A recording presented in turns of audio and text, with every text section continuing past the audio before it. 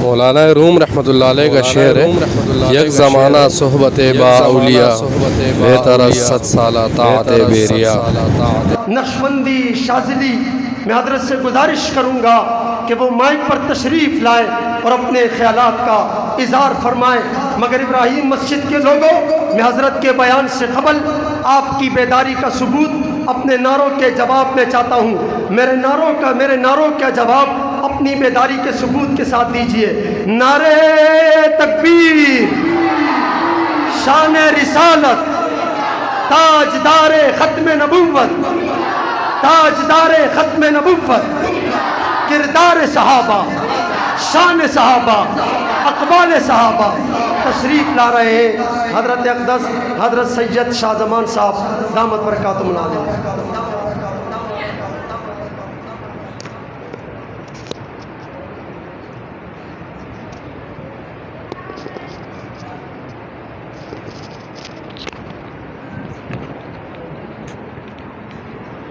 नहमदुहु व नुसल्ली अला रसूलिहिल करीम।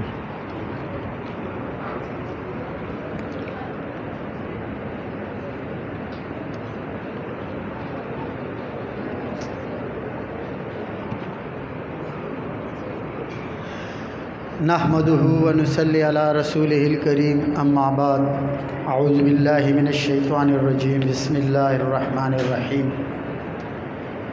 इन्ना आतैनाकल कौसर फसल्लि लिरब्बिका वन्हर इन्न शानिअका हुवल अबतर। क़ाल नबी सल्लल्लाहु अलैहि वसल्लम मन तअल्लमल कुरआन व अल्लमह खैरुकुम मन तअल्लमल कुरआन व अल्लमह। मस्जिद तो बना दी शब्बर में ईमान की हरारत वालों ने, मस्जिद तो बना दी शब्बर में ईमान की हरारत वालों ने। मन अपना पुराना पा पीता बरसों में नमाजी बन न सका।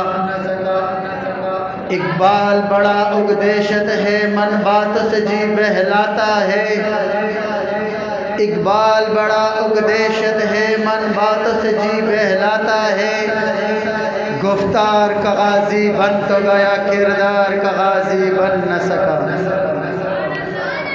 मेरे वाजिबुल एहतराम सामीन, उलमाए कराम और तुलबाए कराम, अस्सलामु अलैकुम व रहमतुल्लाहि व बरकातुहू। तमाम साथी दिल की गहराइयों से आका नबी सल्लल्लाहु तआला अलैहि वसल्लम पर दुरूद पेश करते हैं।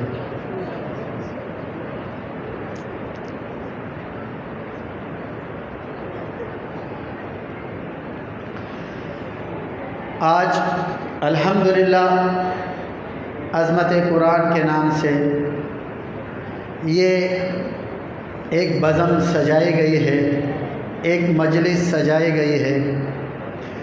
तुलबा ने आज बड़ी मेहनत से किसी ने 2 साल, किसी ने 3 साल लगाकर अल्लाह तबारक व तआला का अज़ीम कुरान हिफ्ज़ किया। हर इंसान की ख्वाहिश होती है कि मेरी औलाद बेहतरीन औलाद बने। बाज़ वालिदैन अपनी औलाद को कॉलेज में डालते हैं, स्कूल में डालते हैं। कोई डॉक्टर बनाता है, कोई इंजीनियर बनाता है। हर बंदे की ख्वाहिश होती है कि हमारी औलाद बेहतरीन औलाद हो। हमारी औलाद, हर वालिद चाहता है हमसे भी आगे चली जाए, और इसके लिए बहुत बड़े बड़े फ़ीसें दी जाती है और बहुत ही ज़्यादा एहतिमाम के साथ सुबह उठाया जाता है, बच्चे को तैयार किया जाता है, फिर स्कूल भेजा जाता है या कॉलेज जाता है। एंड में कोई इंजीनियर बनता है, कोई डॉक्टर बनता है, कोई दुनिया के और मुख्तलिफ कसब सीख लेता है। मेरी और आपकी नज़र में और दुनिया की नज़र में अलग है। वो कहते हैं कि भाई डॉक्टर बड़ा आदमी है, इसलिए डॉक्टर के लिए मेहनत करते हैं, लाखों रुपए लगाते हैं उसकी पढ़ाई के ऊपर। अल्लाह के नबी सल्लल्लाहु अलैहि वसल्लम की एक हदीस का मफ़हूम है, तुम में से बेहतरीन इंसान वो है जो कुरान पढ़ता और पढ़ाता है। अल्लाह की नबी की नज़र में बेहतरीन इंसान कौन है? जो कलामुल्लाह कुरान को पढ़े पढ़ाए।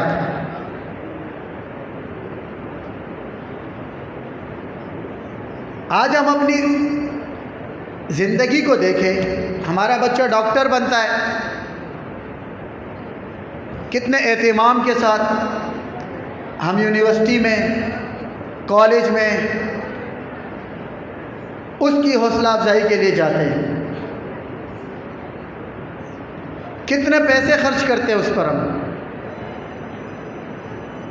मगर इस चीज़ को भी हम देख लें कि हमारी औलाद ने आज कुरान हिफ्ज़ किया, हमने उसकी कितनी हौसला अफजाई की। हम अपने गिरबानों में खुद सब देख लें। दुनिया की तालीम दुनिया तक है। दुनिया में पैसे कमा लोगे, इज़्ज़त कमा लोगे, नाम कमा लोगे, शोहरत कमा लोगे, सब की सब यही इस दुनिया पे रह जाएगी। मगर दीन की तालीम, कुरान की तालीम, कुरान का हिफ्ज़ करना दुनिया में भी इज़्ज़त देगा और आखिरत में भी इज़्ज़त देगा।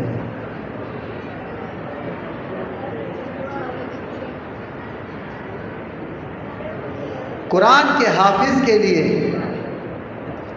एक हदीस में आता है कि 10 लोग ऐसे जिन पर जहन्नम वाजिब हो गई होगी।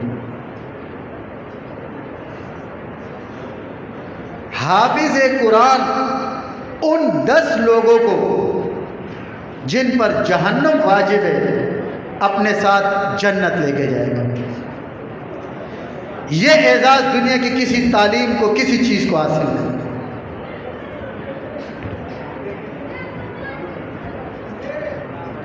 तो हमें सबसे ज़्यादा फिक्र किस चीज़ की करनी चाहिए? अपनी औलाद की किस चीज़ की फ़िक्र चाहनी चाहिए? इस चीज़ की कि मेरा बच्चा आलिम बने, मेरा बच्चा हाफिज़ बने। इससे मेरी दुनिया भी बनेगी, मेरी आखिरत भी बनेगी। एक बंदा था, उसने एक मौलवी साहब से कहा, मौलवी साहब मौलवियों के तो बड़े मज़े, गोश्त से कम खाते नहीं हैं, काटन से कम पहनते नहीं हैं, और बड़ी से बड़ी गाड़ी में बैठने की उनकी ख्वाहिश होती है कि बड़ी गाड़ी अल्लाह उनको अता करे। वो दुनियादार किस्म का आदमी था, फैक्ट्रियाँ थी उसकी। तो उस आलिम ने उसको बोला कि जब मौलवियों के इतने मज़े तो अपने बेटे को मौलवी बनाना।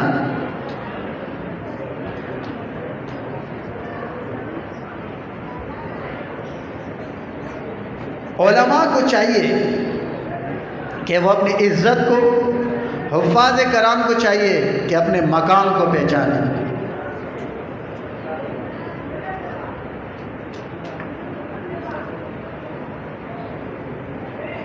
एक हाफिज़ का वाक़या सुना देता हूँ मैं आपको। एक बादशाह था, वो बहुत सख्त बादशाह था, मशहूर था अपनी सख्ती के अंदर। मगर जब लोग उनके पास जाते थे और अपना मसला बयान करते थे तो वो बादशाह उसकी ज़रूरत के मुताबिक उसकी मदद करता था।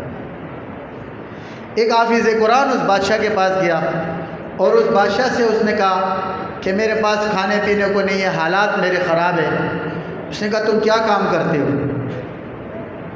उसने कहा मैं हाफिज़ कुरान हूँ। उसने सिपाहियों को बोला इसको बंद करो, उठा के जेल में डालो। सिपाहियों ने उसको पकड़ लिया। उसने कहा मैं तो आया था मदद लेने के लिए, यहाँ तो नया मसला पैदा हो गया। उसने कहा इसको जेल में ले जाके डालो, इसके सामने बड़ा पत्थर रखो। और उस हाफिज़ को कहा अगर सुबह तक इस पत्थर को तूने कुरान पढ़ के सोने का नहीं बनाया तो सुबह तेरी गर्दन उड़ा दूँगा। मरता क्या ना करता। पत्थर उसके सामने रख दिया गया जेल में। उसको पता था कि ये बादशाह सुबह मुझे मार देगा। और अल्लाह तबारक व तआला की कुरान को जब उसने पढ़ना शुरू किया दिल की गहराइयों से, सुबह का टाइम हुआ, वन्नास पे पहुंच गया, उसने पत्थर पे फूंक मारी, खौफ के मारे आंखें नहीं खोल रहा। बादशाह आ गया, पत्थर को देखा, हाफिज़ को देखा। बादशाह ने हाफिज़ को बोला आंखें तो खोल, हाफिज़ साहब आंखें तो खोलो। अब वो खौफ की वजह से आंखें नहीं खोल रहा है। आंखें खोलूंगा तो पत्थर का पत्थर रहेगा, मेरी तो गर्दन उड़ेगी। बादशाह ने कहा आंखें खोलो। जब उसने आंखें खोली तो क्या देखता है, सामने रखा हुआ पत्थर सोने का बना हुआ है। बादशाह ने उसको बोला जालिम, कैसा कीमिया था तेरे पास कि तूने एक रात में इतने बड़े पत्थर को सोने का बना दिया और तू मांगता फिर रहा है। मैं तुझे तेरी कदर और तेरी कीमिया बताना चाहता था। हकीकत में हम अल्लाह तबारक व तआला से उस तरह का ताल्लुक़ रखते ही नहीं, अल्लाह से उस तरह मांगते ही नहीं है जिस तरह अल्लाह से मांगने का हक है।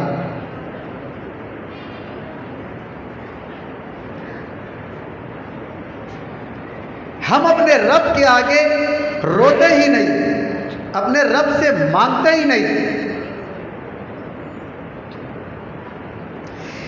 एक शराबी का वाक़या है। एक शराबी गटर में गिरा, नशे की हालत में था। जब वो गटर में गंदगी में गिरा तो वहाँ कुरान का कोई कागज़ का टुकड़ा था, उसकी नज़र उस पर पड़ी। उसने देखा मेरे मालिक का कलाम है। उसने वो टुकड़ा उठाया और खा लिया।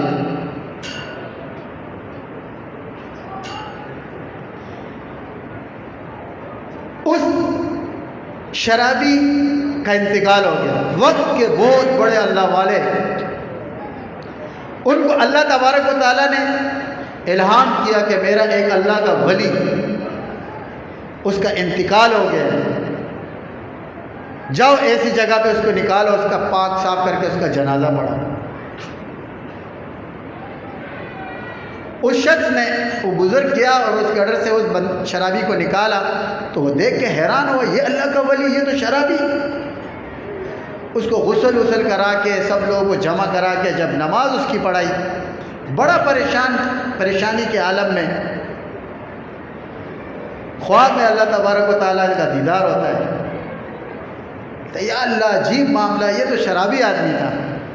कहाँ ये शराबी था, मगर जिस वक़्त ये गटर में गिरा मेरे कलामुल्लाह का टुकड़ा इसने उठाया और खाया।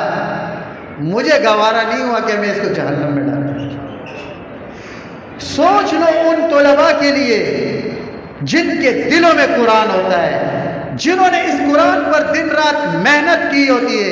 एक आयत को याद करने के लिए 8-8 घंटे भी लगते हैं, 10-10 घंटे भी लगते हैं, जहन में नहीं बैठती, फिर भी वो लगाते रखता कि ये अल्लाह का कराम मेरे जहन में, मेरे दिल में बैठ जाए।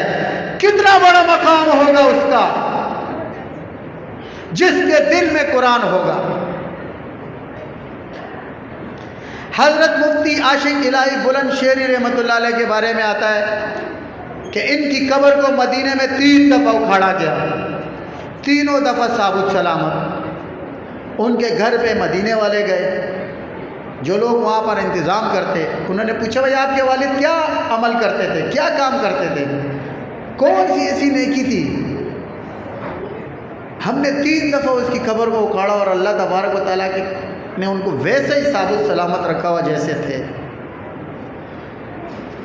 उनकी औलाद ने कहा कि हमारे वालिद फरमाते थे हाफिज़ कुरान की तरफ पैर मत करो, न खुद करते थे न करने देते थे। तो हाफिज़ कुरान का कितना बड़ा मकाम है। उसकी बरकत से अल्लाह तबारक व तआला ने उनको, उनकी जो बॉडी थी, उनका जिस्म था, वो सलामत रखा।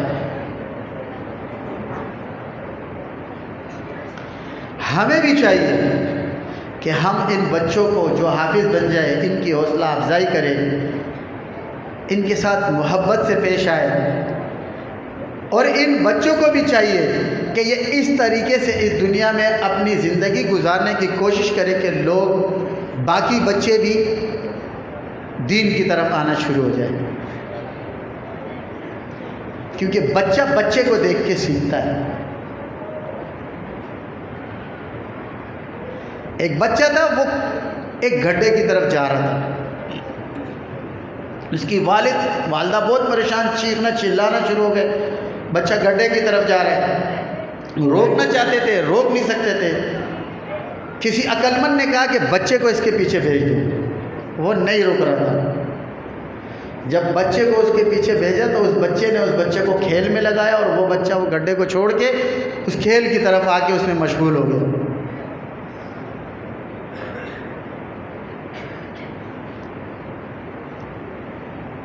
तो आज आप लोग हाफिज़ बने, कुरान आप लोगों ने हिफ्ज़ किया, ऐसा नहीं है कि इसको छोड़ दो। ये बहुत ज़्यादा एक कमज़ोरी देखी गई है कि कुरान हिफ्ज़ करने के बाद, पढ़ने के बाद बच्चे उसको पढ़ते नहीं हैं। माँ बाप की भी जिम्मेदारी बनती है, इन बच्चों की भी जिम्मेदारी बनती है कि इस कुरान को बार बार पढ़ें। मैं मदीने में था, मस्जिद नबवी में हम बैठे हुए थे। एक आलिम मेरे पास आया, वह हम्बली उल मसलक था। मुझे कहता है हज़रत कोई अमल हमें दे दे, मैं कोई अमल करूं। तो मैंने कहा आपने क्या क्या पढ़ा हुआ ज़रा मुझे बता दो। उसने कहा मैं हाफिज़ कुरान हूँ। तो मैंने उसको कहा कि तू हाफिज़ कुरान है, तेरे को सबसे बेहतरीन अमल देता हूँ, तू रोज़ाना एक कुरान 40 दिन तक पढ़, डेली एक कुरान पढ़। उसने मुझे हदीस सुनाई कि 3 दिन से कम में कुरान नहीं पढ़ना चाहिए। मैंने उसको बोला इमाम आज़म रहमतुल्लाह अलैह को जानते हो? कह रहा बिल्कुल जानता हूँ, तमाम इमामों के इमाम हैं। मैंने कहा उनके मुतालिक लिखा हुआ है कि वो रमज़ान में 61 कुरान ख़त्म करते थे। तो क्या यह हदीस उनको पता नहीं थी? इमाम आज़म 61 कुरान ख़त्म करें और हम सिर्फ एक कुरान रोज़ाना बोले, 40 दिन के लिए बोलते हैं।